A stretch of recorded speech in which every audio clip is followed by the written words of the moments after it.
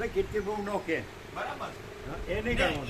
એ તો પ્રભુએ બારો દીધો જો એ વાતને કોઈ વખત હતી નહીં, છતાં કાલે હવારમાં આવીને પ્રભુએ ડાયરેક્ટ આ પોઈન્ટ કાઢ્યો નહીં, તો એ તો કોઈ એમ કે એવો કોઈ ઉલ્લેખ જ નહોતો, છતાં ડાયરેક્ટ કાલે આવીને જે પ્રભુએ સીધો અહીંયાથી ટેકઅપ સ્ટાર્ટ કર્યું, તો એની પાછળનો કઈ એમને એમ મહાચિદાકાશમાં કોઈ પણ વસ્તુ એમને એમ નથી થતી હોતી.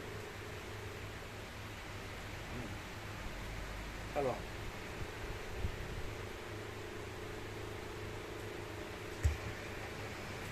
અહીં જો તર્ક કરવા જેવું હોય, આજે રાવણના રાજમાં હો શાંતિ કાં હતી કે જ્યાં સુધી વિભીષણ હતો, પણ જે દાડે રાવણે વિભીષણને લાત મારીને કહ્યો તે દિવસથી રાવણનું પતન શરૂ થયું. કારણ કે વિભીષણના પુણ્ય પ્રતાપે થતા. અહીંયા જો તર્ક ભ્રાંતિ થતી હોય તો પોતામાં અને બીજી આખી દુનિયા એ તો આખું બધું તર્ક ભ્રાંતિ કરવા જેવું છે. તો એ બરોબર છે ને આ તર્ક ભ્રાંતિ મહાચિદાકાશ તર્ક ભ્રાંતિ. અને પેલું કઈ ને કૌરવોમાં હો જ્યાં સુધી વિદુર હતા, વિદુરના પુણ્ય પ્રતાપે એમ કે આખું કૌરવોમાં વૈભવ ને ખાન પાન ને બધું એમ કે હતું, પણ કૃષ્ણએ જેવું વિદુરને કીધું કે તમે યાત્રાએ નીકળી જાઓ, ને જેવો વિદુરનો પગ ત્યાંથી નીકળી ગયો એટલે આખો કૌરવનો નાશ થઈને ઉભો રહ્યો. એટલે આમની સાથે વિવેક છે એમણે વાત કરેલી કે આ પ્રભુએ એમને દુર્યોધન કીધા, બરાબર, એટલે પછી એમણે એમને બરાબર વિવેક કર્યો સોલિડ એમ. એટલે મારે કેવું પડે કે તમે એ તો અનાયાસ બોલ્યા, એના મગજમાં તો આવું બધું નહીં હોય, પણ એના મોંમાંથી દુર્યોધન એવું નીકળી ગયું. પણ આ તો આપણે આપણી જાતને ખુદ દુર્યોધન સાબિત કર્યા. બોલો તમે કબૂલો, તમારો અંતરાત્મા કબૂલ લે છે કે કે આત્મા તો દરેકના હૃદયમાં સત્ય ને અસત્ય જાણે છે. એ વખતે તમે હતા એમ ના, એમની કઈ એ મને વાત કરેલી કે પ્રભુએ મને દુર્યોધન કીધો, એટલે પછી મેં ખખડાવ્યા. એટલે પછી એને પ્રભુ આવી બધી નહીં કરેલી, પણ આ વાત કરેલી મને. એટલે હવે હું આ રીતે એને વિભીષણ નું હો દૃષ્ટાંત આપા, વિદુર નું હો દૃષ્ટાંત આપા, એ એવું બોલેલા કે શું નામ જીતુ પ્રભુએ કઈ એમને પેલા વિશ્રામમાં હતા ને એ કઈ એ થયું તો તમે કેમ આ દુર્યોધન ની જેમ એ કરો છો, એવું કઈક આ બોલ્યા હશે. એટલે એમણે અમને ખખડાવ્યા કે તમે મને દુર્યોધન કહો એટલે તમે શું કેવો માંગો. હવે હું પહેલા બાકી વિભીષણની વાત કહેવા. તમે કઈ રીતે બોલ્યા? તમે સાંભળ્યું બધું? તમે કઈ દુર્યોધન કેવું કીધેલું ને એવું એમણે મને વાત કરેલી. પ્રકાશ પ્રભુને તમે કઈ દુર્યોધન કીધેલું, પછી પ્રકાશ પ્રભુએ તમને ખખડાવેલા, તો પછી તમે કીધું કે ના ના મારો એવો આશય નથી એવું કઈ. એટલે એવી એમણે મને વાત કરેલી. મારે આમની સાથે મેં કોઈ ચોખવટ નથી. હવે આમાં એને ખબર નહીં હોય અત્યારે, જયારે બોલે હોય પણ અત્યારે ખબર નહીં. વિશ્રામમાં કઈક ડિસ્ટર્બન્સ થયો હશે ને પેલા લોકો કઈ, એટલે હમણાં કઈ કોઈ આશ્રમમાં કે કોઈ જગ્યા સારી જગ્યા હતા ને કઈ બોલ્યા હશે તો અમે એને કીધું કે તમે તો દુર્યોધન જેવો તમારો અવાજ છે ને આમ તેમને એવું કઈ બોલ્યા. એટલે પછી એમણે એમ કે તમે મને દુર્યોધન પણ બધું એવું જ હતું. હે એટલે બધું એવું જ હતું. હા ના, એટલે એ પોતે જ પોતાનામાં એટલે પેલું કઈ ને કે આખું એટલે એમને જ કહેવા કે તો પછી જીતુ પ્રભુ તો માની કે આ રીતે બોલ્યા બેભાન ના. એટલે એનો સ્વભાવ એમને ને કીર્તિ પ્રભુ ને હો, કીર્તિ પ્રભુ બોલીને નહીં બગાડે, તો એમને કીર્તિ પ્રભુ માટે એટલો બધો આક્રોશ હોય, એટલું બધું એવાની કઈ ને કે કીર્તિ પ્રભુ હતા તે એકલા આ જોયા કર્યું એમ જોયા કર્યું. એને મેં એમ કીધું પેલા પ્રભુની હાથે છે, તું આમાં નીકળેલો છે ને તું આવું બધું કરે તને આ બધું શોભે. તો કીર્તિ પ્રભુ કહે કે પ્રકાશ તારે મારામાં નહીં બોલવાનું, હું મારી રીતે બરાબર છું ને પ્રભુને હું મારી રીતે બરાબર. એટલે એ મને એને 8 થી 10 વખત કીધું. એની એક જગ્યા પિન ચોંટી જાય ને તો ચોંટી જ જાય, અને પછી બોલો મને તો એક ઘર એટલે આમ મારો સ્વભાવ એવો છે જવાનો મતલબ. પણ એની તો એટલી પિન ચોંટી જાય કે પછી એ પિન ઉખડે જ નહીં, એક ઘરી ચાલે. આપણે એને હું આખું કહેવા કે આપણે પિન આખી કાપી નાખવાની, એને રાખવાની નહીં. ચાલો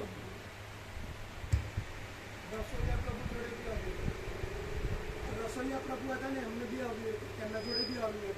હા, રસોઈયા પ્રભુ જોડે બધા જ. પછી એ બધા સાથે એ જ ટોન ચાલે. અહમ એટલે એની પરાકાષ્ઠા કરે. ચાલો એ બધું એટલે હું તો અગત્ય એટલે મને એ વખતે પણ એમણે મને આ વાત કરેલી એટલે મને ખબર કે હમણાં એને એમ કીધું નહીં. હતું ને, તો એને મારે એ કહેવું વખતે પડે. તમે એને કાંઈ પણ કહો તો એ તમારા ઉપર તૂટી પડે. ના એ મારા પર નહીં તૂટે પ્રભુ, કારણ કે એ રીતે પેલું આપણો એ રીતનો કારણ કે કઈ ને કે આપણે એમની હાથે એમની કે કીર્તિ પ્રભુ હાથે પ્રભુ પૂરતો જ બીજું કે આપણે કોઈ દાડો હા કીર્તિ પ્રભુની કે એમની ગાડીમાં આવ્યા હોય પણ આપણે કોઈનું ઋણો નથી રાખ્યું કે આવીએ તો આપણે પેટ્રોલ પુરાય કે કઈ ને કે આપણે કોઈનો ફાઇનાન્શિયલ કોઈનો ઉપયોગ નથી કર્યો જ્યારે આપણી પાસે ભલે લાગુ નથી પણ કઈ હો વખતે આપણે એમને કહીએ એટલે એ આપણી સાથે એવી ટોનમાં કોઈ દાડો વાત નહીં કરે. એમ નહીં, સ્વભાવ.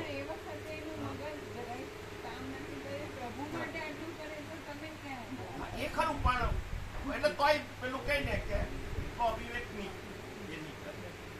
હા ચાલો. પ્રકાશ પ્રભુ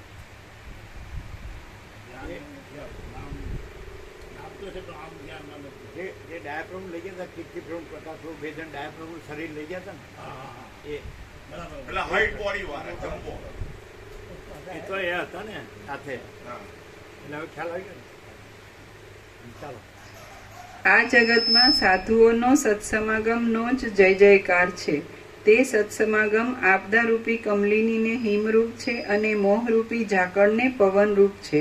સાધુઓનો સમાગમ બુદ્ધિને અત્યંત વધારનાર છે, અજ્ઞાનરૂપી વૃક્ષને કાપી નાખનાર છે અને આધિઓને દૂર કરનાર છે એમ તમે સમજો. જેમ પાણી રેડવાથી પુષ્પોનો તથા ફળોનો સુંદર ગુચ્છ ઉત્પન્ન થાય છે, તેમ સાધુઓના સમાગમથી મનોહર અને ઉજ્જવળ એવો વિવેકરૂપી ઉત્તમ દીપક પ્રગટે છે. સાધુ સંઘની વિભૂતિઓ નાશ રહિત, બાધ રહિત અને નિરંતર વધતી રહેતી સર્વોત્તમ વિશ્રાંતિને આપે છે. અત્યંત કષ્ટદાયી દશાને પામેલા અને પરવશ થયેલા માણસોએ પણ સાધુઓના સમાગમને જરા પણ છોડવો જોઈએ નહીં. સંસારમાં સાધુઓના સમાગમો શુભ માર્ગના દીવારૂપ છે, હૃદયના અંધકારને હરનાર છે અને જ્ઞાનરૂપી સૂર્યના પ્રકાશરૂપ છે. જે મનુષ્ય સત્સંગતિ રૂપ શીતળ અને સ્વચ્છ ગંગામાં સ્નાન કરે છે, તેને દાનોનું, તીર્થોનું, તપોનું કે યજ્ઞોનું શું પ્રયોજન છે? હે નિષ્પાપ, વિષયોમાં રાગ વિનાના, કપાઈ ગયેલા સંદેહવાળા અને દેહાદિકના અધ્યાસથી રહિત થયેલા સાધુ પુરુષો જો મળે તો પછી તપનું અને તીર્થયાત્રાનું શું કામ છે? હે નિષ્પાપ, વિષયોમાં રાગ વિનાના, કપાઈ ગયેલા સંદેહવાળા અને દેહાદિકના અધ્યાસથી રહિત થયેલા સાધુ પુરુષો જો મળે તો પછી તપનું અને તીર્થયાત્રાનું શું કામ છે? જેમ દરિદ્રી મનુષ્ય મણીઓને પરમ પ્રયત્નથી જોયા કરે છે, તેમ સમજુ મનુષ્ય વિશ્રાંતિ પામેલા મનવાળા સાધુઓને પરમ પ્રયત્નથી જોયા કરવા જોઈએ.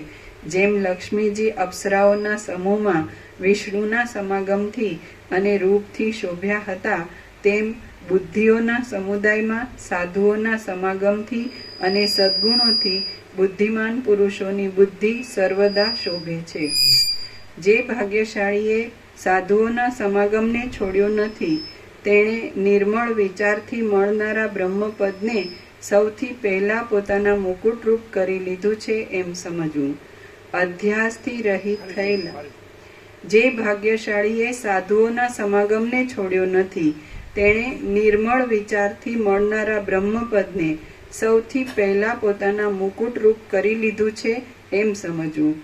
અધ્યાસથી રહિત જે ભાગ્યશાળીએ સાધુઓના સમાગમને છોડ્યો નથી, તેણે નિર્મળ વિચારથી મળનારા બ્રહ્મપદને સૌથી પહેલા પોતાના મુકુટરૂપ કરી લીધું છે એમ સમજવું. અધ્યાસથી રહિત થયેલા બ્રહ્મપદને જાણનારા અને સઘળાઓને પ્રિય લાગનારા સાધુઓને સર્વ ઉપાયથી સેવવા જોઈએ, કારણ કે તેઓ જ સંસારરૂપી સમુદ્રમાં તરવાના સાધનો રૂપ છે. જે મનુષ્યોએ નરકરૂપી અગ્નિને મેઘની પેઠે ઠારી દેનારા સાધુઓને રમતમાં પણ દીઠા નથી, તે મનુષ્યો નરકરૂપી અગ્નિઓને સૂકા ઈંધણાની જેમ કામ આવે છે. જે મનુષ્યોએ નરકરૂપી અગ્નિને મેઘની પેઠે ઠારી દેનારા સાધુઓને રમતમાં પણ દીઠા નથી તે મનુષ્યો નરકરૂપી અગ્નિઓને સૂકા ઈંધણાની જેમ કામ આવે છે. ફરીથી. જે મનુષ્યોએ નરકરૂપી અગ્નિને મેઘની પેઠે ઠારી દેનારા સાધુઓને રમતમાં પણ દીઠા નથી તે મનુષ્યો નરકરૂપી અગ્નિઓને સૂકા ઈંધણાની જેમ કામ આવે છે. દારિદ્ર્ય ઠારનારા છે. આ નરકરૂપી અગ્નિને ઠારનારા છે. સાધુ છે નરકરૂપી અગ્નિને ઠારનારા છે. રમતમાં પણ નથી જોયા છે તો ગણ્યા નથી. તો એ નરકરૂપી અગ્નિના ઈંધણા જેવું છે ને.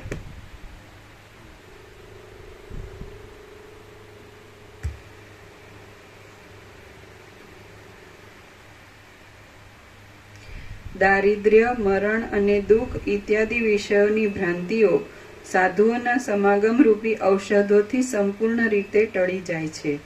માણસોને સંતોષ, દારિદ્ર્ય, મરણ અને દુઃખ ઇત્યાદિ વિષયોની ભ્રાંતિઓ સાધુઓના સમાગમ રૂપી ઔષધોથી સંપૂર્ણ રીતે ટળી જાય છે. માણસોને સંતોષ, સાધુઓનો સંગ, વિચાર અને શમ એ જ સંસારરૂપી સમુદ્રમાંથી તરવાના ઉપાયો છે. સંતોષ એ પરમ લાભ છે, સત્સંગ એ પરમ ગતિ છે, વિચાર એ પરમ જ્ઞાન છે અને શમ એ પરમ સુખ છે. એ ચાર સંસારને ભેદવાના નિર્મળ ઉપાયો છે. જેમણે એમનો અભ્યાસ કર્યો હોય છે તેઓ મોહરૂપી જળવાળા સંસારરૂપી સમુદ્રને તરી ગયા છે એમ સમજવું.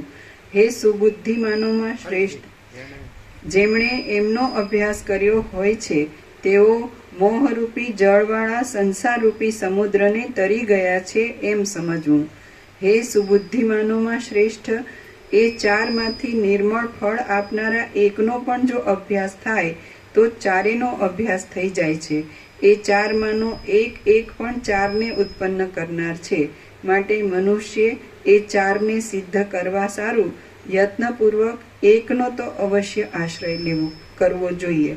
જેમ મોજા આદિ વિનાના સ્વચ્છ સમુદ્રમાં વહાણો સારી રીતે ફરી શકે છે તેમ શમથી સ્વચ્છ થયેલા મનમાં સત્સંગ, સંતોષ અને વિચાર સારી રીતે પ્રવર્તી શકે છે. જેમ કલ્પવૃક્ષોનો આશ્રય કરનારા પ્રાણીને લૌકિક સંપત્તિઓ સાંપડે છે તેમ વિચાર, સંતોષ, શમ અને સત્સંગરૂપી કલ્પવૃક્ષનો આશ્રય કરનારા જીવને જ્ઞાનની સંપત્તિ સાંપડે છે. જેમ પૂનમના ચંદ્રમાં સૌંદર્ય આદિ ગુણો પ્રવર્તે છે તેમ વિચાર, શમ, સંતોષ અને સત્સંગવાળા મનુષ્યમાં પ્રસાદ, પ્રસન્નતા આદિ ગુણો પ્રવર્તે છે. જેમ મંત્રીઓનું કહ્યું માનનારા રાજામાં જયની સંપત્તિઓ પ્રવર્તે છે તેમ સત્સંગ, સંતોષ, શમ અને વિચારવાળા બુદ્ધિમાન મનુષ્યમાં જ્ઞાનની સંપત્તિઓ પ્રવર્તે છે. આથી હે રઘુનંદન, મનને પુરુષાર્થથી જીતીને આ ગુણોમાંથી એક ગુણનું સર્વદા યત્નથી સંપાદન કરવું જોઈએ. કીધું ને વચ્ચે કે બે ઘેટા લડે તો જે ઘેટો બળવાનો એ જીતે. તો વૈરાગ્ય સૌથી મોટો મિત્ર છે ને વાસના સૌથી મોટી શત્રુ છે. તો વાસના પ્રબળ હોય ને તો જ આવું થાય. વૈરાગ્ય પ્રબળ હોય તો આવું ન થાય. વૈરાગ્ય પ્રબળ હોય તો આ બધું અસત અસાર ને દુઃખ છે. હું કોણ છું, આ સંસારમાં શું છે, તો બધું અસત અસાર ને દુઃખ છે, મિથ્યાને નાશવંત છે અને સ્વપ્ન જેવું, મૃત્યુના જળ જેવું છે. એટલે એમાં તો આવું થાય જ નહીં વૈરાગ્ય હોય તો. પણ વાસના હોય અને વૈરાગ્ય ન હોય એટલે જે ખોટું સત લાગતું હોય એટલે સત અસત લાગે ત્યારે આવું થાય. વસ્તી કે છે જેને અસત સત લાગે ડોળો ભોગવો એની વાસના ભ્રાંતિની ગુલામીમાં સુખ ભ્રાંતિ. તો અસત સત લાગતો હોય એટલે અસત અસત લાગે. આ પરબ્રહ્મ અખંડ સચ્ચિદાનંદ એક કેવળ સ્વરૂપ છે અને એટલે પછી ઉડાવે એવું. પણ એને ક્યારે ખબર પડે, ભાન ક્યારે થાય? ન થાય, ઘણા જન્મો સુધી ન થાય. એવું થાય ને જ્યારે અનંત દુઃખની ઘરતામાં જાય. રમણે જ કીધું હું કોણ છું એ આત્મવિચાર છે, જ્ઞાન, અને આત્મ સમર્પણ, self surrender, self inquiry, self surrender એટલે આત્મસમર્પણ કે હું કરતા નથી, ઈશ્વર જ કરતા હતા છે. હું મારું નથી, બધું એ જ છે ને એનું જ છે. તો એ બે નો થાય, એ આ ભક્તિ, જ્ઞાન ને ભક્તિ બે નો થાય, આત્મવિચાર ને આત્મસમર્પણ બે નો થાય, તો દુઃખમાં થઈને જ માર્ગ છે. રમણ કે પેલા કે કોઈના જ્ઞાન ન હોય ને ભક્તિ ન હોય તો કે દુઃખમાં થઈને જ માર્ગ છે. એટલે જ્યારે દુઃખ છે એ એકદમ છેલ્લી કોટીનું આવે ને તો કદાચ ત્યારે થવું હોય તો થાય કે નહીં, કે દુઃખમાં ડૂબી જાય એટલે ત્યારેય ન થાય એવું. આ જે છે આ અપરાધ જ કહેવાય કે આના સિવાય બીજું હલકું કાર્ય બીજું કંઈ નથી. પણ આ જે દ્રશ્યને સાપેક્ષ કહીએ ને તો પણ કુદરત આ સાંખે નહીં, અને એની અંદર જે આત્મા ડંખ્યા જ કરે, એને કોઈ રીતે એની માનેલી ભ્રાંતિમાં સુખ માનતો હોય ને ત્યાં પણ એને શાંતિ લેવા દે નહીં. કુદરતનો દંડો તૈયાર જ હોય. प्रशांत प्रभु कभी आए? कभी आए? आज सुबह अच्छा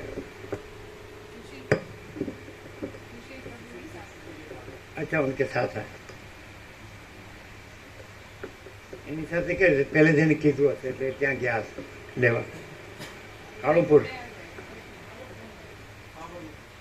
સાબરમતી છે, રસ્તામાં આવે ને वो मिले थे, वो गए, वो मिले थे, बात हो गई.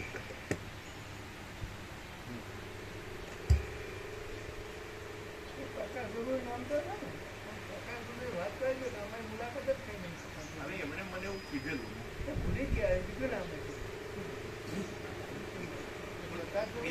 એને કીધું કે મને દુર્યોધન કીધો જીતુ પ્રભુએ કરીને, એટલે પછી એમ નહીં, એમ નહીં, પણ એમાં ખોટું હું કીધું છે. પણ તમને બહુ બહુ બહુ તો તમને મારી નાખશે મોકમ દીવો. તમે જાણો છો હું હાજર અમર છું. બીવે બીવે.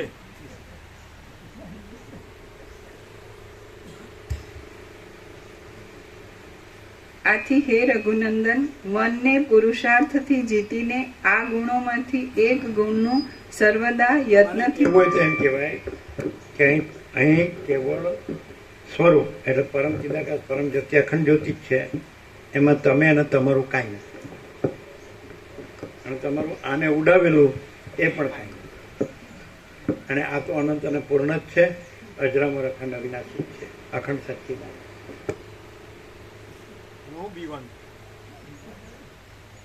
અમે તો એક ઉદાહરણ કાયમ આપતા હોઈએ છીએ કે જે યુદ્ધ હિસ્ટ્રી છે એ કાયમ આ દુર્યોધન ભાઈ માનતો છે. નરકમાં જો તો એમ જ મારો ભાઈ કયો છે, અને દુર્યોધન છે એ એને દુશ્મન માનતો.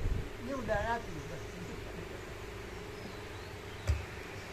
હજી હજી આ દ્રષ્ટાંત સુધી જ છે, પ્રકાશ સુધી નથી.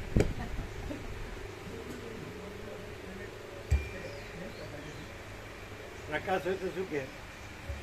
પ્રકાશ હોય તો બાળી નાખે, રાખે જ નહીં.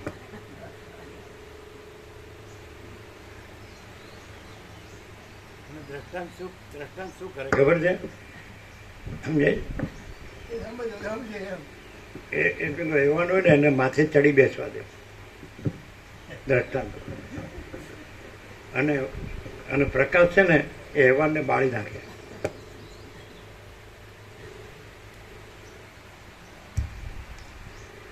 આથી હે રઘુનંદન, મનને પુરુષાર્થથી જીતીને આ ગુણોમાંથી એક ગુણનું સર્વદા યત્નથી સંપાદન કરવું જોઈએ.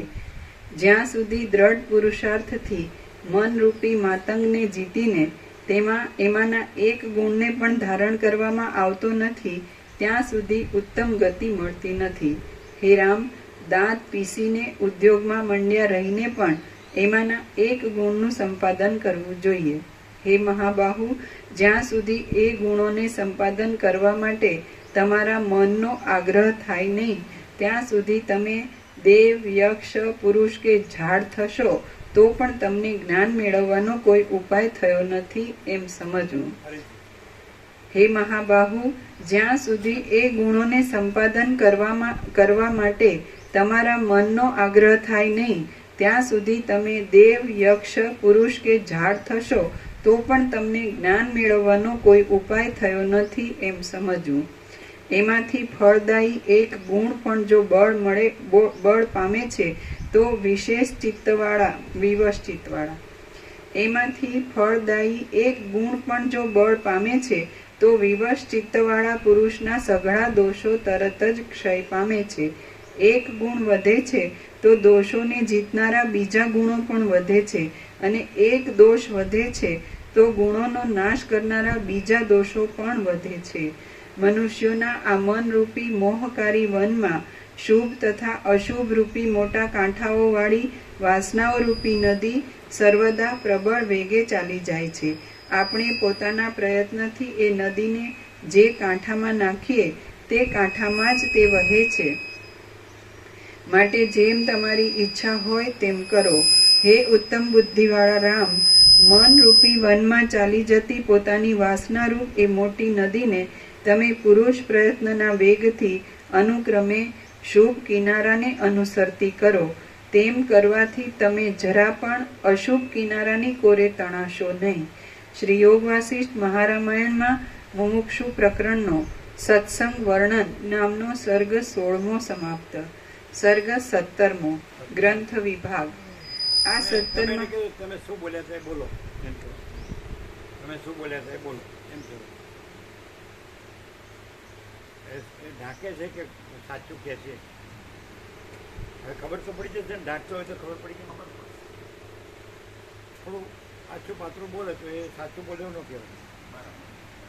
બરાબર. 17મો.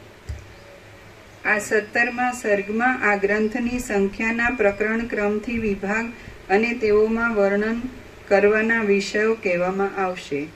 વસિષ્ઠ બોલ્યા, હે રાઘવ, જેમ વિવેકી રાજા નીતિશાસ્ત્રની વાણી સાંભળવાને યોગ્ય છે, તેમ આ સંસારમાં ઉપર કહેલી રીતે જેના મનમાં વિવેક ઉત્પન્ન થયો હોય તે મહાત્મા પુરુષ જ્ઞાનની વાતો સાંભળવાને યોગ્ય છે. જેમ મેઘના સંગથી રહિત થયેલું નિર્મળ આકાશ શરદ ઋતુના નિર્મળ ચંદ્રના ઉદયને યોગ્ય છે, તેમ મૂર્ખોના સંગથી રહિત થયેલો નિર્મળ અને મોટા મનવાળો પુરુષ નિર્મળ વિચારના ઉદયને યોગ્ય છે. તમે એ ગુણોની અખંડિત લક્ષ્મીથી સંપન્ન છો, તેથી જેમ મેઘના સંગથી રહિત થયેલું નિર્મળ આકાશ શરદ ઋતુના નિર્મળ ચંદ્રના ઉદયને યોગ્ય છે, તેમ મૂર્ખોના સંગથી રહિત થયેલો નિર્મળ અને મોટા મનવાળો પુરુષ નિર્મળ વિચારના ઉદયને યોગ્ય છે. તમે એ ગુણોની અખંડિત લક્ષ્મીથી સંપન્ન છો, તેથી હું આ જે મનના મોહને હરનારું વચન કહીશ તે તમે સાંભળો. જેનું પુણ્યરૂપી કલ્પવૃક્ષ ફળોના ભારથી લચીને મુક્તિ આપવા માટે જ સજ્જ ઊભું હોય તે જીવને આ સાંભળવાની સૂઝ જાગે છે. કલ્યાણને વાસ્તે પવિત્ર, ઉદાર અને પરમ બોધને જ દેનારા વચનોનું પાત્ર ઉત્તમ પુરુષ જ થાય છે. કોઈ અધમ પુરુષ એ વચનોનું પાત્ર થતો નથી. આ મોક્ષ દેનારી અને મોક્ષોપાય નામની વેદ તુલ્ય સંહિતા 32,000 શ્લોકની છે. માણસ જાગતો હોય અને એની આગળ દીવો બળતો હોય તો તે દીવો તે માણસની ઈચ્છા વિના પણ તેને પ્રકાશ આપે છે. તેમ આ ગ્રંથ તેનો અભ્યાસ કરનાર માણસને તેની ઈચ્છા વિના પણ મુક્તિ આપે છે. આ સંહિતા પોતાની મેળે જ અભ્યાસ કરીને સમજી હોય અથવા વર્ણન કરતા બીજા કોઈના મુખથી સાંભળી હોય તો ગંગાજી જેમ તરત પાપ તાપની શાંતિ કરી પરમ સુખ આપે છે, તેમ તે તરત જ સઘળી ભ્રાંતિની શાંતિ કરી પરમ સુખ આપે છે. જેમ રજ્જુનું દોરડીનું અવલોકન કરવાથી તેમાં થયેલી સર્પની ભ્રાંતિ ટળી જાય છે, તેમ આ સંહિતાનું અવલોકન કરવાથી સંસારના દુઃખો ટળી જાય છે. આ સંહિતામાં યુક્તિયુક્ત અર્થોથી ભરેલા વાક્યોવાળા અને શ્રેષ્ઠ દ્રષ્ટાંતોવાળી આખ્યાયિકોવાળા જુદા જુદા 6 પ્રકરણો છે. એ પ્રકરણોમાં પહેલું વૈરાગ્ય પ્રકરણ છે. જેમ નિર્જળ પ્રદેશમાં પાણી રેડવાથી ઝાડ વધે છે, તેમ એના અભ્યાસથી વૈરાગ્ય વધે છે. જેમ સારી રીતે લૂછી નાખવાથી મણીમાં શુદ્ધતા ઝળકી ઉઠે છે, તેમ એ પ્રકરણના 1,500 શ્લોકોનો વિચાર કરવાથી હૃદયમાં શુદ્ધતા ઝળકી ઉઠે છે. તે પછી 1000 શ્લોકનું અનેક યુક્તિઓની રચનાથી સુંદર એવું મુમુક્ષુ વ્યવહાર નામનું બીજું પ્રકરણ છે. તેમાં મુમુક્ષુ માણસોના સ્વભાવનું વર્ણન કર્યું છે. તે પછી ઘણા દ્રષ્ટાંતો તથા ઘણી આખ્યાયિકાઓવાળું ઉત્પત્તિ પ્રકરણ છે. તેમાં વિજ્ઞાનનું પ્રતિપાદન કર્યું છે અને તેમાં 7000 શ્લોકો છે. તેમાં હું અને આ એવા રૂપવાળી જગત સંબંધી દ્રષ્ટાની તથા દ્રશ્યોની વિચિત્રતા ઉત્પન્ન થઈ જ નથી, છતાં પણ ભ્રાંતિને લીધે તે ઉત્પન્ન થયેલી જણાય છે એ વિશે વર્ણન કર્યું છે. એ પ્રકરણ સાંભળવાથી શ્રોતા મનુષ્ય આ સઘળા જગતને પોતાની અંદર જ કલ્પાયેલું સમજે છે. દ્રષ્ટાના તથા દ્રશ્યના પરસ્પર અધ્યાસવાળું અનંત બ્રહ્માંડોના વિસ્તારવાળું અને પ્રત્યેક બ્રહ્માંડમાં લોક, આકાશ તથા પર્વતોવાળું જગત અમુક રીતિથી નિરૂપણ કરવાને અશક્ય છે, પાયા વિનાનું છે અને પર્વત આદિ ભેદોથી રહિત છે. તે પૃથ્વી આદિ ભૂતોથી રહિત છે, સંકલ્પથી ઊભા થયેલા નગર જેવું છે, સ્વપ્નમાં દેખાતા પદાર્થો જેવું છે અને મનોરાજ્યની પેઠે વિસ્તાર પામેલું છે. વ્યર્થ દેખાવોથી તે ગંધર્વ નગર જેવું છે, 2 ચંદ્રની ભ્રાંતિ જેવું છે અને ઝાંઝવાના પાણી જેવી સ્થિતિવાળું છે. તે વહાણ ચાલતા પર્વતો ચાલવાના ભ્રમ જેવું છે, સત્યથી તથા પુરુષાર્થથી રહિત છે. ચિત્ત ભ્રમથી કલ્પાયેલા પિશાચ જેવું છે અને બીજ રહિત છતાં પણ તે પ્રતીત થાય છે. તે મનમાં પ્રતિભાસ પામતા કથાના યુદ્ધાદિક વિષયો જેવું છે. આકાશમાં કલ્પાયેલી મોતીની માળા જેવું છે અને સુવર્ણમાં કડાની પેઠે તથા જળમાં તરંગની પેઠે તે માત્ર કલ્પિત નામરૂપવાળું છે. આકાશમાંના નીલા રંગની પેઠે મિથ્યા છતાં પણ તે સર્વદા પ્રતીત થનારું છે. જેમ સ્વપ્નમાં અથવા આકાશમાં ભીંત, રંગ તથા ચિતારા વિના પણ સુંદર ચિત્ર જોવામાં આવે છે, તેમ તે લાંબા કાળથી જોવામાં આવે છે અને દેખાવ માત્ર છે. જેમ ચિત્રમાં આલેખેલો અગ્નિ સાક્ષાત અગ્નિ નહીં હોવા છતાં પણ અગ્નિ કહેવાય છે, તેમ જગત પણ નામરૂપથી કહેવા માત્ર જ છે. વિચાર કરતા તે રહેતું નથી, તેથી તે જગત શબ્દના જનાર શબ્દને અનુસરતું છે. તે તરંગોમાં ભ્રાંતિથી કલ્પાયેલી કમળોની માળા જેવું છે. ક્યાંક જોયેલા નૃત્યની જેમ તે સ્મરણથી ઉઠી આવે છે. આકાશમાં ચકલાઓની ભારે ચીચિયારીઓ સંભળાતા છાતી પર હાથનો ભાર દઈને સૂતેલા પુરુષને તળાવની જે ભ્રાંતિ થાય છે તેના જેવું તે છે. તે ગ્રીષ્મ ઋતુમાં પાંદડા વગરના સુકાયેલા તથા છિન્ન ભિન્ન થયેલા વન જેવું છે. તે મરવા પડેલા માણસના ચિત્તની પેઠે ઢંગ ધડા વિનાનું છે. તે પર્વતની ગુફાની પેઠે ઘોર અંધારાવાળું છે, ઉજ્જડ તથા ભયંકર છે. તે અંધકારવાળી ગુફામાં કલ્પનાથી થતા એક એક નાચ જેવું છે. તે ઘેલા માણસની ચેષ્ટા જેવું છે. તે અજ્ઞાનરૂપી ટાઢા ઝાકળના વરસાદવાળું છે. શરદ ઋતુના આકાશ જેવા નિર્મળ બ્રહ્મમાં ઉઠેલું છે અને થાંભલામાં કોતરેલા તથા ભીંતમાં આલેખેલા ચિત્રો જેવું છે. તે માટીમાંથી બનાવેલા ઝાડ આદિ અચેતનના તથા હાથી આદિ ચેતનના પૂતળા જેવું છે. તે ઉત્પત્તિ પ્રકરણ પછી 4થું સ્થિતિ પ્રકરણ છે. તેમાં 3000 શ્લોકો છે અને તેમાં ઘણા વ્યાખ્યાનો તથા ઘણી આખ્યાયિકાઓ છે. તેમાં દ્રષ્ટાના તથા દ્રશ્યના ક્રમને પામેલું બ્રહ્મ જે રીતે ભોગ્ય રૂપે તથા ભોગતા રૂપે સ્થિતિ પામ્યું છે અને 10 દિશાઓના મંડળમાં વિસ્તાર પામીને પ્રકાશતો આ જગતરૂપી ભ્રમ જે રીતે વૃદ્ધિ પામ્યો છે તે રીતિનું ઘણું વર્ણન કર્યું છે.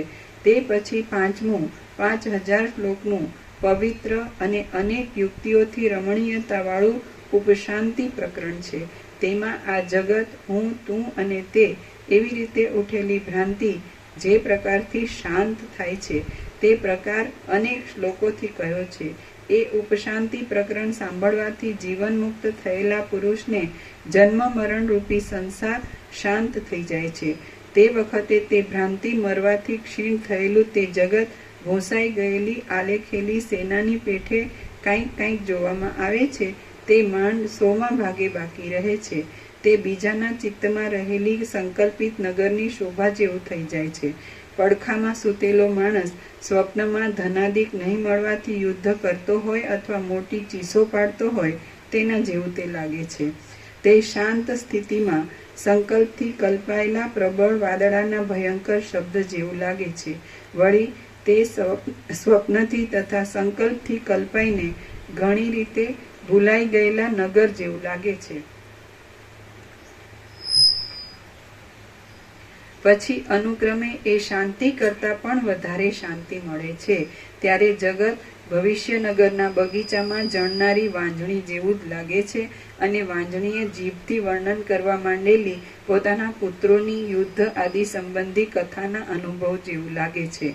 ત્યારે તે જેણે ચિત્રો કદી પણ આલેખ્યા ન હોય તેના ચિત્રોથી ભરાઈ ગયેલી ભીત જેવું લાગે છે અને બીજા માણસે કલ્પેલી છતાં ભૂલાઈ જવાતી નગરી જેવું લાગે છે. તે કોઈ પણ ઋતુમાં ઉત્પન્ન નહીં થયેલા બગીચા જેવું લાગે છે. તે ભવિષ્યની ફૂલવાડીમાં વસંતનો રંગ લાગ્યા જેવું જણાય છે અને છેવટે તે જેમાં તરંગોના સમૂહ અંદર જ લીન થઈ ગયા હોય એવી સ્વચ્છ જળવાળી નદી જેવા પરબ્રહ્મરૂપ જ થઈ જાય છે. તે પછી છઠ્ઠું નિર્વાણ પ્રકરણ કહ્યું છે. તેમાં 14,500 શ્લોકો છે અને તે જ્ઞાનરૂપી મહાન અને છેવટે તે જેમાં તરંગોના સમૂહ અંદર જ લીન થઈ ગયા હોય એવી સ્વચ્છ જળવાળી નદી જેવા પરબ્રહ્મ રૂપ જ થઈ જાય છે. તે પછી છઠ્ઠું નિર્વાણ પ્રકરણ કહ્યું છે. તેમાં 14,500 શ્લોકો છે અને તે જ્ઞાનરૂપી મહાન પુરુષાર્થને આપનારું છે. એ પ્રકરણ યથાર્થ સમજાયાથી મૂળ અવિદ્યાનો પણ નાશ થાય છે અને તેથી સઘળી કલ્પનાઓની શાંતિવાળું પરમ કલ્યાણરૂપ નિર્વાણ પ્રાપ્ત થાય છે. નિર્વાણ પામેલો પુરુષ નિર્વિષય થાય છે, ચૈતન્યના પ્રકાશરૂપ થાય છે, જ્ઞાનરૂપ થાય છે, ઉપાધિઓ રહિત થાય છે, વાદળા વિનાના આકાશના ગર્ભ જેવો સ્વચ્છ થાય છે અને સંસાર સંબંધી સઘળી ભ્રાંતિઓથી મુક્ત થાય છે. તે જગતની ક્રિયાઓથી પરવારી ચૂકે છે અને કૃતાર્થતાને લીધે સુસ્થિત થાય છે. જેમાં સર્વ લોકોના પ્રતિબિંબ પડે એવા હીરાના સ્તંભની પેઠે તે નિર્લેપ થઈ જાય છે અને આકાશની પેઠે નિર્લેપ થઈ જાય છે અને ઘણા ઘણા બ્રહ્માંડોને ગળી જઈને તે અત્યંત તૃપ્તિવાન થાય છે અને સઘળા બાહ્ય ભોગોથી તે શૂન્ય થાય છે. ત્યારે તે શરીર, ઇન્દ્રિયો, દેવતા, ત્યાજ્ય તથા ગ્રાહ્ય એઓના વિચારથી રહિત થાય છે. શરીરવાળો છતાં પણ શરીર વગરનો થાય છે અને સંસારવાળો છતાં પણ સંસાર રહિત થાય છે. તે ચૈતન્યમય થાય છે અને કઠિન પથરાના ગર્ભની પેઠે બીજા પદાર્થના પ્રવેશને અયોગ્ય થાય છે. તે જગતને પ્રકાશ આપનાર ચૈતન્યાત્મક સૂર્ય રૂપે પરમ પ્રકાશરૂપ થાય છે. તે છતાં દ્રશ્ય પદાર્થો નહીં રહેવાને લીધે તે ગાઢા અંધકારના ગાંગડાની પેઠે પરમ અંધ જેવો થઈ જાય છે. તે સંસારની દુષ્ટ ખટપટોથી મુક્ત થાય છે અને આશારૂપી વિષુચિકાથી મોકળો થાય છે. તે અહંકારરૂપી પિશાચને જોતો નથી અને શરીર રહિત છતાં પણ તે બીજાઓને શરીરી હોય તેવો લાગે છે. મહામેરુ પર્વતના કોઈક ફૂલમાં એકાદ ભમરી બેઠી હોય છે તેમ બ્રહ્મરૂપ થયેલા એ જીવન મુક્ત પુરુષના કરોડો રૂવાડાઓમાંના એક રૂવાડા જેવી અવિદ્યાના એક ભાગમાં આ જગતનું સૌંદર્ય વાસ કરીને રહે છે. મહામેરુ પર્વતના કોઈક ફૂલમાં એકાદ ભમરી બેઠી હોય છે તેમ બ્રહ્મરૂપ થયેલા એ જીવન મુક્ત પુરુષના કરોડો રૂવાડામાંના એક રૂવાડા જેવી અવિદ્યાના એકાદ ભાગમાં આ જગતનું સૌંદર્ય વાસ કરીને રહે છે. જે વ્યાપક ચૈતન્યરૂપ પરબ્રહ્મના ઉદરમાં એક એક પરમાણુ જેટલા ભાગમાં હજારો બ્રહ્માંડોની રચનાઓને બનાવીને જુએ છે તે પરબ્રહ્મ જીવન મુક્તના સ્વરૂપભૂત છે. જે વ્યાપક ચૈતન્યરૂપ પરબ્રહ્મના ઉદરમાં એક એક પરમાણુ જેટલા ભાગમાં હજારો બ્રહ્માંડોની રચનાઓને બનાવીને જુએ છે તે પરબ્રહ્મ જીવન મુક્તના સ્વરૂપભૂત છે. જે વ્યાપક ચૈતન્યરૂપ પરબ્રહ્મના ઉદરમાં એક એક પરમાણુ જેટલા ભાગમાં હજારો બ્રહ્માંડોની રચનાઓને બનાવીને જુએ છે તે પરબ્રહ્મ જીવન મુક્તના સ્વરૂપભૂત છે. જીવન મુક્ત થયેલા મહામતી પુરુષના હૃદયની વિશાળતાનું માપ સેંકડો અને લાખો વિષ્ણુઓથી શિવોથી કે બ્રહ્માઓથી પણ કરી શકાતું નથી. જીવન મુક્ત થયેલા મહામતી પુરુષના હૃદયની વિશાળતાનું માપ સેંકડો અને લાખો વિષ્ણુઓથી, શિવોથી કે બ્રહ્માઓથી પણ કરી શકાતું નથી, કારણ કે સર્વોત્તમ બ્રહ્મરૂપ થયેલા જીવન મુક્તના હૃદયની વિશાળતા અપાર જ છે. કારણ કે સર્વોત્તમ બ્રહ્મરૂપ થયેલા જીવન મુક્તના હૃદયની વિશાળતા અપાર જ છે. થોડુંક છે. મહામેરુ પર્વતના કોઈક ફૂલમાં એકાદ ભમરી બેઠી હોય છે, તેમ બ્રહ્મરૂપ થયેલા એ જીવન મુક્ત પુરુષના કરોડો રૂવાડામાંના એક રૂવાડા જેવી અવિદ્યાના એકાદ ભાગમાં આ જગતનું સૌંદર્ય વાસ કરીને રહે છે. જે વ્યાપક ચૈતન્યરૂપ પરબ્રહ્મના ઉદરમાં એક એક પરમાણુ જેટલા ભાગમાં હજારો બ્રહ્માંડોની રચનાઓને બનાવીને જુએ છે, તે પરબ્રહ્મ જીવન મુક્તના સ્વરૂપભૂત છે. જીવન મુક્ત થયેલા મહામતી પુરુષના હૃદયની વિશાળતાનું માપ સેંકડો અને લાખો વિષ્ણુઓથી, શિવોથી કે બ્રહ્માઓથી પણ કરી શકાતું નથી, કારણ કે સર્વોત્તમ બ્રહ્મરૂપ થયેલા જીવન મુક્તના હૃદયની વિશાળતા અપાર જ છે. શ્રી યોગ વાસિષ્ઠ મહારામાયણમાં મુમુક્ષુ પ્રકરણનો ગ્રંથ વિભાગ નામનો સર્ગ 17મો સમાપ્ત. ઓમ ઓમ ઓમ. પ્રસાદ આપી દો. આજે મામા પ્રમાણ છે નહીં એ પેલામાં છે.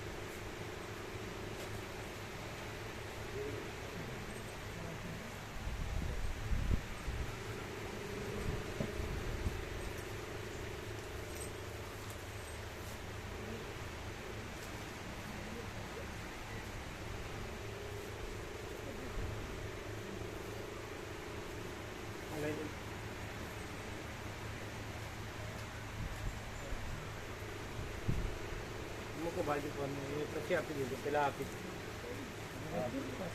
અહીં આપો.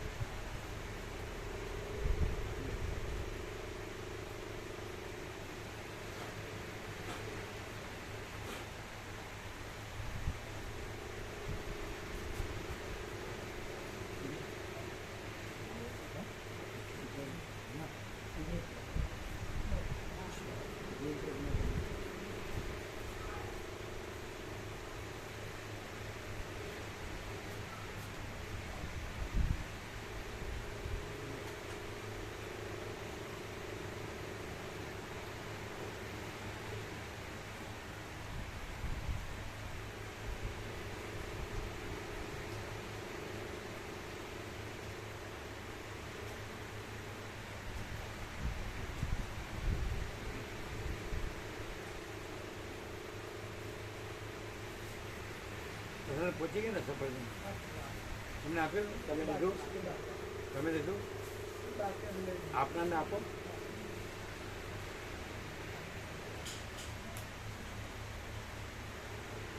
એ કંઈ પણ કે તો ગણવાનું નહીં. ના ના પ્રભુ ના સવાલ જ નહીં. એ કંઈ હરિશ્ચંદ્રના અવતાર નથી. ના ના જૂઠો હોય ને એનું બધું જૂઠું જ એ હોય. ખોટાનું બધું ખોટું પ્રભુ ના હાચામાં ખોટું કાંઈ છે જ નહીં, ખોટો છે જ નહીં. બધા આગેપાછી કરતા હતા ને પેલા આ બધા બસ વાળાના પ્રભુ કે ઈહોના અને તમારા બધા દોષો અમને આપી દો અને અમારું શાંતિ અને પરમ આનંદ મંગળ તમે લઈ અને આ પ્રભુ દર્શન કરો. બરાબર. પહેલાંથી પ્રભુને કીધું હતું પણ અમુક ભાવિકો એવા હતા કે આગેપાછી કર્યા કે રથા જ નતા અને કે પ્રભુને ટૂંકમાં બધું કહી દીધું તમે આનંદ મંગળ કરવા આવ્યા શાંતિ પામવા માટે આવ્યા તો પછી આ બધું ના જોવાનું એવું પ્રભુને પહેલાંથી કહી દીધું તો છતાંય આ લોકો એવી રીતે હેરતા હતા. પણ સ્વભાવ હોય ને નકર પ્રભુને પહેલાંથી વિવેક કરી દીધું. આ જો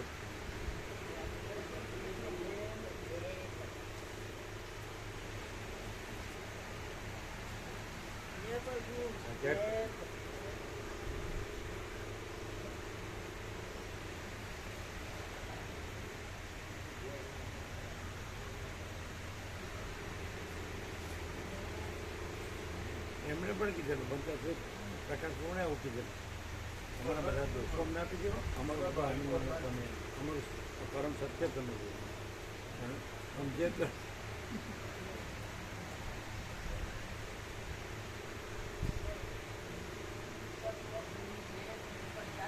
એ તો વ્યાપકમાં કીધેલું. આ પ્રભુ વ્યાપક બધા બાળકો બેઠા હતા ને કીધું વ્યાપકમાં કીધેલું બધું કીધું. કે તમારા બધાના એટલે હા આકાશથી લઈને પૃથ્વી સુધીના બધાના બધા દોષો અમને બધા દોષો અમને આપી દો. અને અમારું જે પરમ સત્ય પરમ ચૈતન્ય પરમ પ્રકાશ પરમ આનંદ પરમ શાંતિ તમે બધા લીધું હા આવું વ્યાપકમાં કીધું. વ્યાપકમાં. હવે આવું તો કેટલું કીધેલું પણ આ તો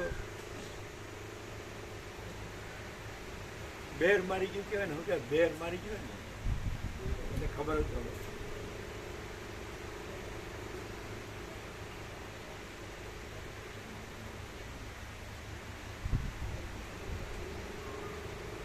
આ આપણાને આપ્યો પ્રસાદ હેલા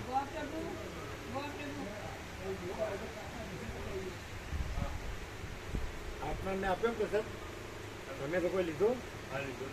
સફરજન ને કેરી ને બધું આપ્યું બધાને આપ્યું ત્યાં પણ કોઈ રહી ગયું તો પેલા સેવા કરનાર 3 છે એમને હા, આપ્યું. એમને આપ્યું. ઓમ ઓમ બ્રહ્મ કૃપા હિ કેવળ આનંદ મંગળ. અત્યારે નીકળવાનું છે હા પ્રભુ. કેમાં આ જગ્યા હોય તો આનંદ પ્રભુના જ ગાડીમાં બેસી જાઓ. ખરે જગ્યા જગ્યા છે. હા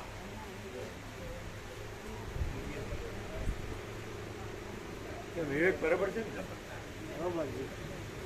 વિવેક તો બરાબર જ છે. અહીં જે પરમ શાંતિ છે એ જ રહેવી જોઈએ ને. એ જ રહેવી જોઈએ.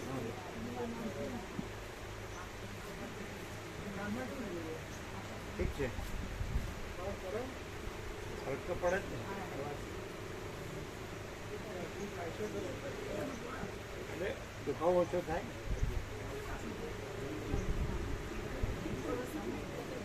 એટલે આપણે આમ અમુક કોઈ ભાગ પહેરા જેવું હોય ને તો એ તો આવી જાય ને પૂરો કોર્સ થાય કે અઠવાડિયું.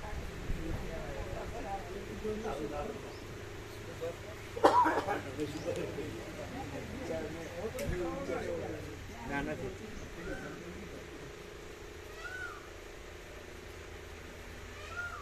દુખાવો નથી. કેટલા થયા 165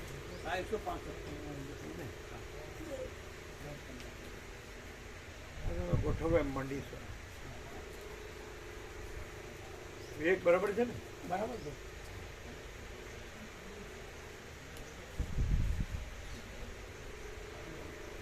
કાર્યક્રમમાં મહેસાણા જાઉં સહી કરવા માટે દર્શનમાં તો ગુવા પર તારીખ લીધી ડૉક્ટર પ્રભુને પણ એક તારીખ લીધી.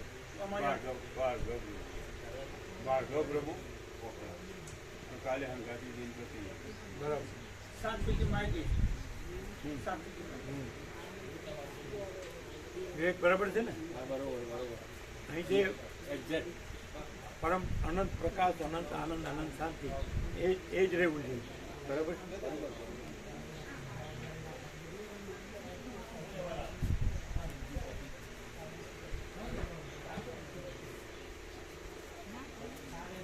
ક્યાં ગયા? જતા રહ્યા રાજુ પ્રભુ, જતા રહ્યા. રાજુ પ્રભુ પેલો લેવા છે. ગોવા લાકડોનો મણી મારી તો લીધી. ગોવા લાકડોના ઘેરથી મારી ખરો ને એ જ લીધી. સો હાથ દિવસ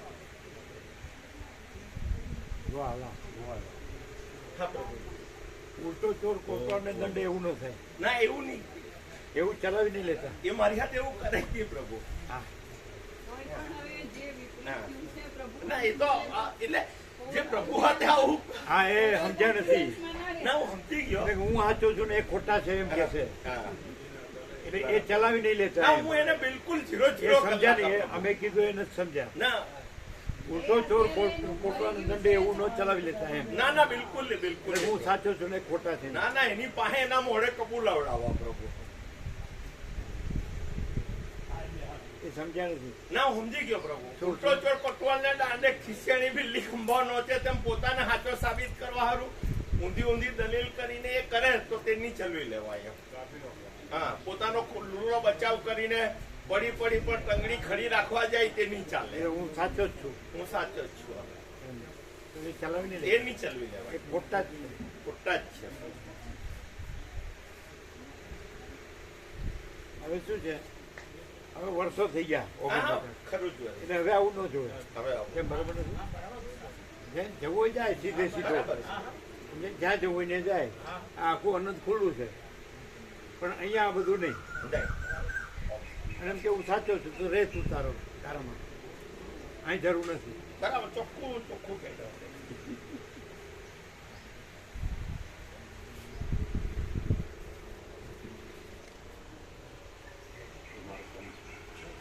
ખબર છે.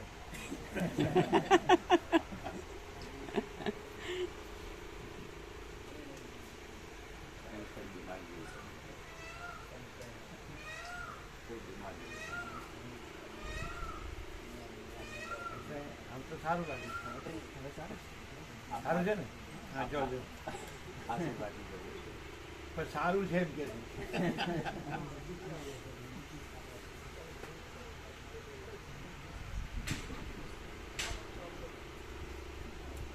જો પેલા તમારો પાડોશી આ તો નજીક જ છે ને? ના અમે અત્યારે સાબલી બરોડા 8 સાડા 5 નીકળ્યા હતા. આમાં લાભ મળ્યો ને?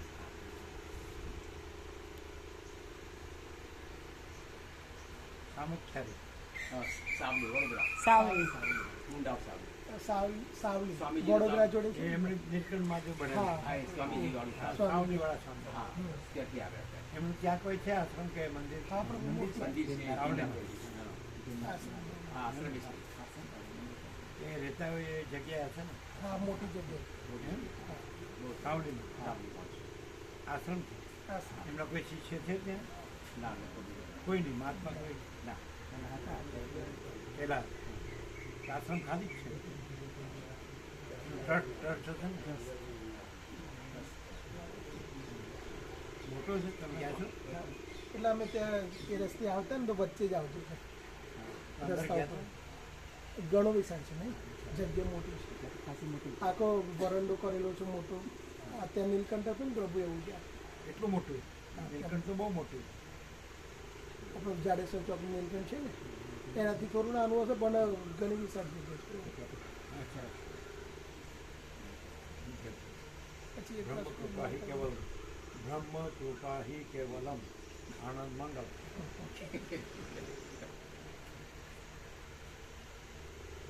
પછી પેલું અંબાજીનું મંદિર છે થોડું બહાર આપણે દેસર રોડ ઉપર જઈએ તો એવું જ છે ને? ફોકસ ક્યાં છે? અંબાજી આનંદ.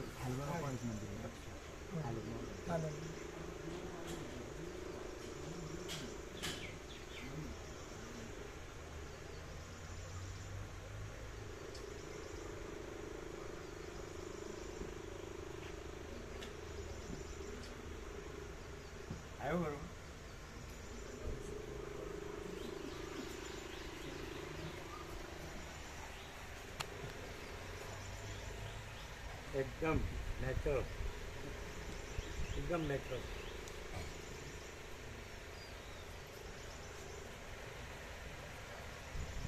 એને બતાડો ને, આને બતાડો આને.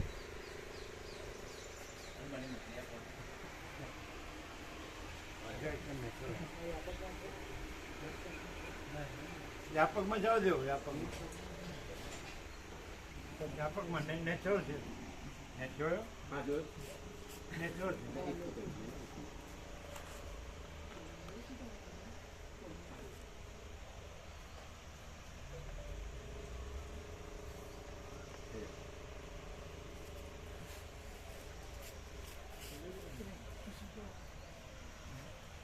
તમારું છે ક્યાં છે? ફોકસ છે ઉપર કે નીચે? ક્યાંથી દેખાય છે? ઉપરથી કે નીચેથી? બે હોલ છે. ઉભા રહો. લઈ લેજો તમે, ખ્યાલ નથી આવતો. ફોકસનો ખ્યાલ નથી. રણછોડ પ્રભુ પહેલા એમને પ્રભુનો લેવો તો કે લેવો. હા હવે ભલે બેઠા છે. શું છે ફોકસ? અહીંયા એમને એક જ આંગળી અડાડી. ઉપર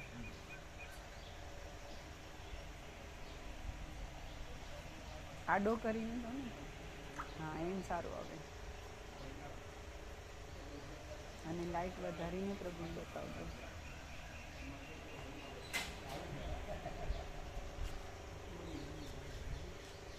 ના ઉભા રહો.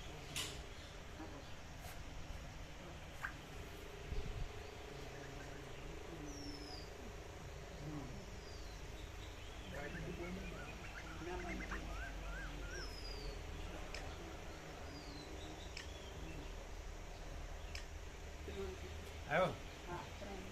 હવે જો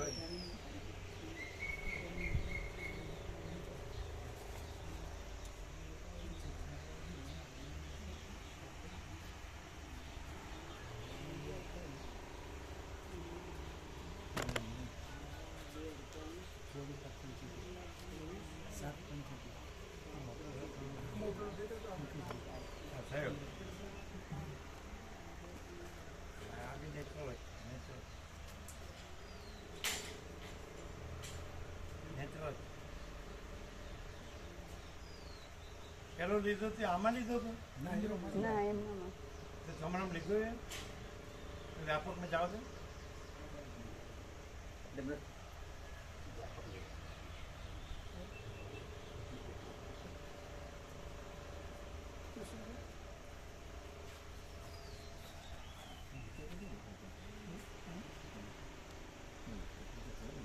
અહીંયા એકલા પ્રભુ છે તો સીધું ક્યાં કરી. ક્યાં? અહીંયા હા.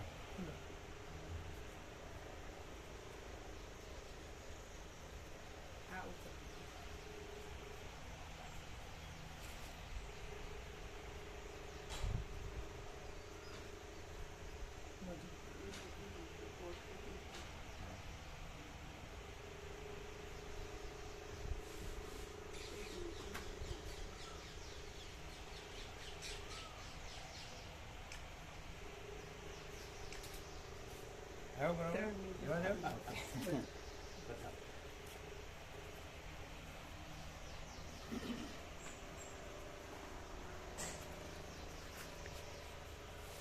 હા નેચરલ જ છે ને? તમે જ નહીં કરતો પછી.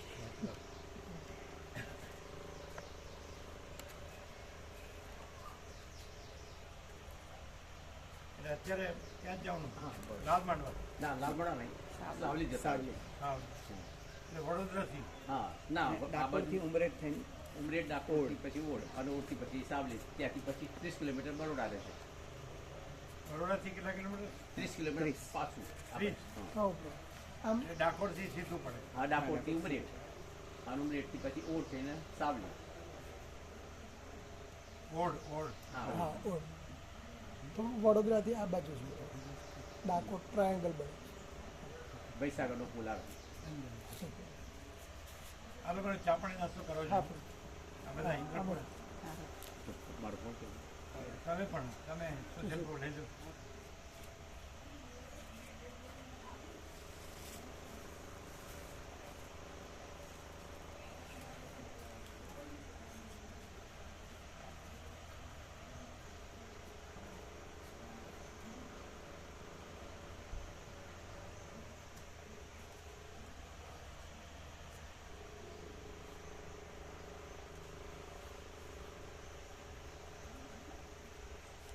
અને આખી કૂતરું અંદર ફૂટીને ન જઈ શકે, નીચેથી ન જઈ શકે એવી આખી જાળી કરાવી ખ્યાલ આવે?